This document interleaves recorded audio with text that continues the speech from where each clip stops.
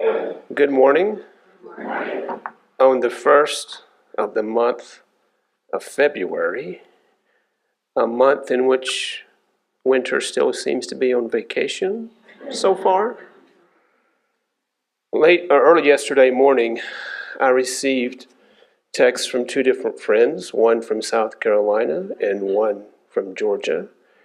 They are friends who sometimes come up here in the summertime to hike with me in Yellowstone.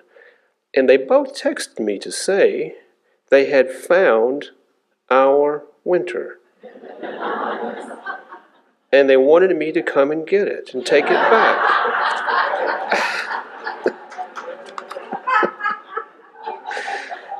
Oh boy. The times in which we live, strange things indeed, including our weather. So I always carry reading glasses with me. I've tried to make the print long enough in which I won't have to use my reading glasses. But sometimes I can't live without them, it seems like. So, in a long winter of discontent in the city of Boston, the people were besieged, roving armed forces of an authoritarian tyrant seemingly everywhere in the city, ready to maim or kill at a moment's notice. Day after day, night after night, the overwhelmed freedom fighters, armed patriots having made a stand outside of the city, many other resistors remaining at home in town and under the watchful eyes of British soldiers, held their ground as best as each could amid brutal conditions. What I suffered this night, wrote one Bostonian holed up outside the city with fellow patriot militiamen on the 5th of March of 1776, a particularly brutal day. I shall ever bear in mind, heretofore need not mention it here in his diary. For the remainder of the year, the tyranny of King George's Great Britain, backed by military superiority, held the day. But hope remained. Southward in Virginia, a second American Revolution, one little remembered today, stirred among a little-known people scattered far and wide across the rural countryside. They carried no purses of wealth, held no titles of note, had little to no formal education.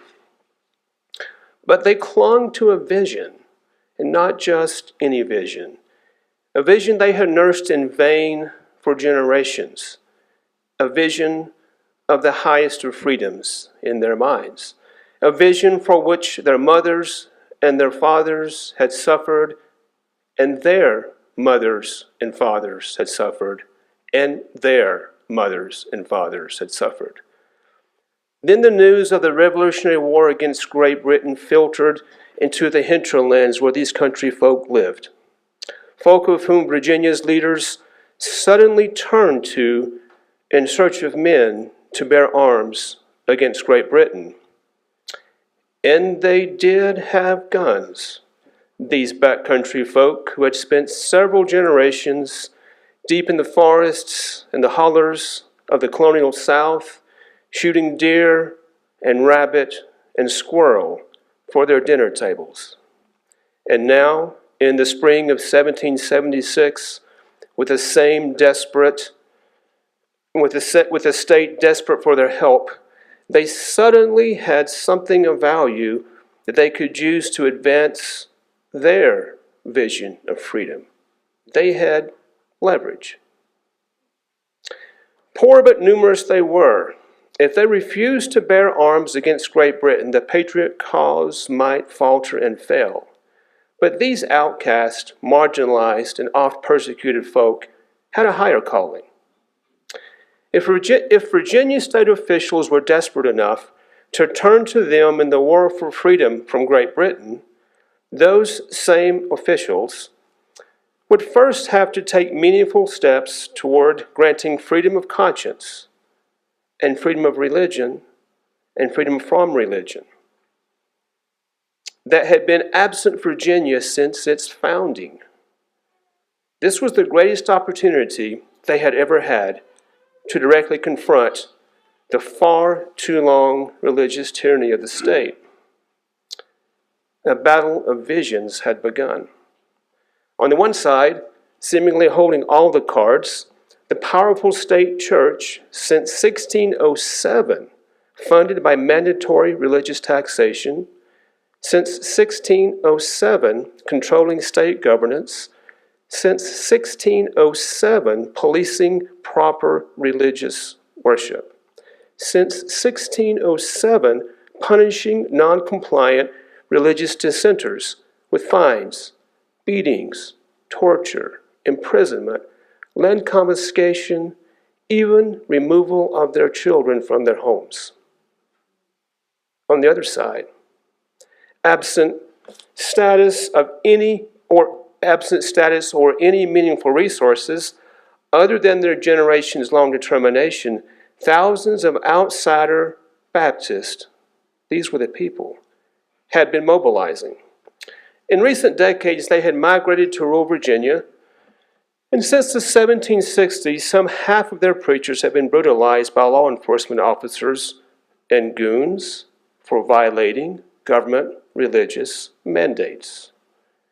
And it was still happening. Still happening. Those are words that we might use in our own day in reflecting upon certain violent actions of certain law enforcement people being allowed wide latitude to harm humanity in accordance with a certain authoritarian religious belief system. Might Boston of 1776 speak to us today? Might we see echoes today of 1776 Declaration of Independence from a tyrannical British king who, quote, has refused his assent to laws, the most wholesome and necessary for the public good. Words lifted straight out of that 250-year-old cry for freedom. Is it possible that those Baptists of old, a far, far cry from many Baptists of the present day, to be sure, we're onto something with our parallel Second American Revolution for freedom of conscience, freedom of religion, and freedom from religion. Freedoms that are, even as we speak, in case anyone hasn't noticed, being stripped away from more and more of our fellow Americans. Perhaps this year, we might more deeply examine the limits of freedom's advances in 1776, a time when freedom only truly applied to white males. The saplings of freedom some 250 years ago have since branched out and, over time, embraced others, women, native peoples, people of color, LGBTQ plus persons, and so many others historically on the margins. Freedom stories, all that, nearly 2.5 centuries after the signing of the Declaration of Independence, had advanced far, albeit only part way, beyond white men only, before the great backlash began in 2016. And now, a decade later, that anti-freedom backlash is increasingly consuming the streets of our nation's cities and communities, and in turn, is being countered by a mighty growing chorus, raising high a renewed and expanded vision of freedom, carried forth by the power and the majesty and the energy of today's pluralistic, multicultural America. With all of these freedom currents past and present, perhaps we might consider taking stock of how human lives matter in the course of events. Some 231,000 men served in the Continental Army during the American Revolution that raged from 1775 to 1783. Many gave their lives for freedom. Whether they died during the war or after the war, we know, we are testimony to the reality that their lives mattered. Even if we remember but scarce few of their names, we know that their lives mattered.